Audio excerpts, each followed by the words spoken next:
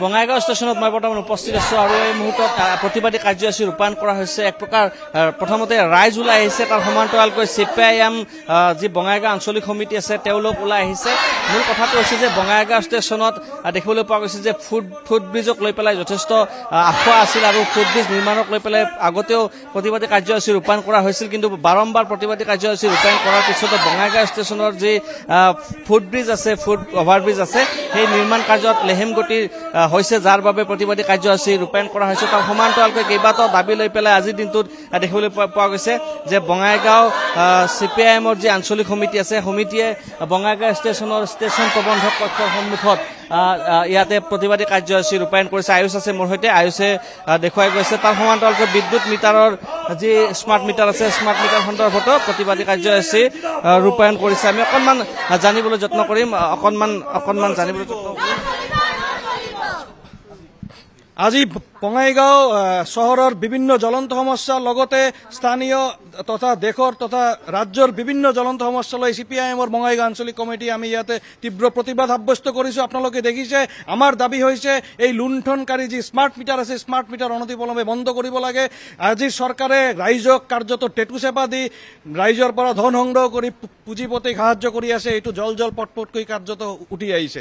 আজিৰ দিনত ৰাইজে কাৰ্যত এসাঁজ নাখাই পেলাইও বিদ্যুতৰ বিল পৰিশোধ কৰিবলগীয়া অৱস্থাত পৰিণত হৈছে।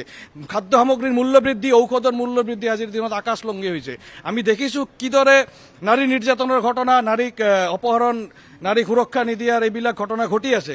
বঙাইগাঁৱৰ কিছুমান স্থানীয় সমস্যালৈ, ৰেলৰ সংক্ৰান্তীয় স্থানীয় সমস্যালৈ আমি আজি ইয়াত ঐক্যবদ্ধ হৈছোঁ। বঙাইগাঁও ষ্টেচনৰ যি মূল আমাৰ দাবী আছিলে, যি ফুট অভাৰ ব্ৰিজ ভাঙি দিয়া হৈছিল, ইয়াৰ ফলত এই দুয়ো পাৰ, উত্তৰ আৰু দক্ষিণ সংযোগী পাৰ বঙাইগাঁৱৰ বিভিন্ন ধৰণৰ স্কুলীয়া ছাত্ৰ ছাত্ৰীৰ লগতে ব্যৱসায়ীসকল তথা নিত্য যাত্ৰীসকলৰ এক চূড়ান্ত অসুবিধা তথা দুৰ্ভোগ ভুগিবলগীয়া হৈছে এই 2 বছৰত।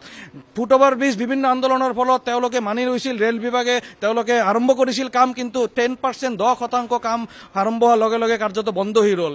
ইয়াৰ ক্ষেত্ৰত আমি দেখিবলৈ পাইছোঁ ৰেল বিভাগৰ চূড়ান্ত হেমাহি তথা ইয়াৰ স্থানীয় জনপ্ৰতিনিধিসকলৰ উদাসীনতা। আমি দাবী জনাইছোঁ অনতিপলমে ফুট অভাৰ ব্ৰিজ নিৰ্মাণ হ'বই লাগিব, নহ'লে কিন্তু আমাৰ আন্দোলন আৰু তীব্ৰতৰ হ'ব। দেখিবলৈ পাইছে আমি প্ৰতিবাদী কাৰ্যসূচী যি ৰূপায়ণৰ দৃশ্য আছে, দৃশ্য দেখুৱাব বিচাৰিছোঁ ND24 দৰ্শকসকলক। আৰু প্ৰতিগৰাকী লোক এই ধৰণে আজিৰ দিনটোত ওলাই আহিছে। বিশেষকৈ বঙাইগাঁও যি CPIM আঞ্চলিক সমিতি আছে, তেখেতসকলৰ তৰফৰ পৰা প্ৰতিবাদী কাৰ্যসূচী ৰূপায়ণ কৰা হৈছে আৰু ষ্টেচন প্ৰবন্ধকৰ কক্ষৰ সন্মুখত তেখেতসকলে প্ৰতিবাদী কাৰ্যসূচী ৰূপায়ণ কৰিছে আৰু কেইবাটাও দাবী লৈ পেলাই আজিৰ দিনটোত তেওঁলোকে ওলাই আহিছে। আৰু এই প্ৰতিবাদী কাৰ্যসূচীৰ জৰিয়তে তেখেতসকলৰ যি দাবী আছে, এই দাবীসমূহ তেখেতসকলে পূৰণ হোৱাটো বিচাৰিছে।